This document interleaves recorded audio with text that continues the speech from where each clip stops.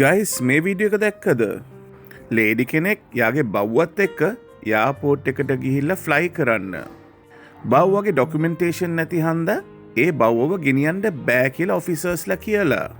මෙයා මොනවද කරලා තියෙන්නේ? බල්ලව එතනම ගැට ගහලා ප්ලේන් එකට යන්න ගිහිල්ලා.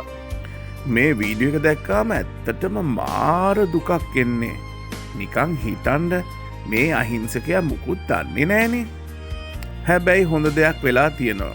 ලේඩිව රෙස් කරලා දැන් යාට චාර්ජ් කරලා තියෙන්නේ. ගයිස් බල්ලෙක්ව රට ගෙනියනවා නම් නැත්තම් රටේ ඉඳලා ලංකාවට ගේනවා නම් සෑහෙන්න ඩොකියුමන්ටේෂන් උයි ප්‍රොසීජර්ස් තියෙනවා.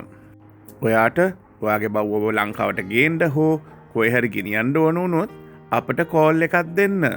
077යි 867යි 0.67. පෙට් කෙනෙක් රීලොකේට් කරන්න ඕන හැම දෙයක්ම අපි කරලා දෙනවා. එහෙනම් ගයිස් නම්බර එක ලියාගත්තේ නැත්නම් ඔන්න ආයෙත් කියනවා 077යි 867යි 0.67. මේ බව්වනම් දැන් සතුටෙන් ඉන්නවා රෙස්කියු කරපු තැනක. බලන්නකො මෙයාගේ තියෙන සතුට. එහෙනම් අපි ගියා. බයි.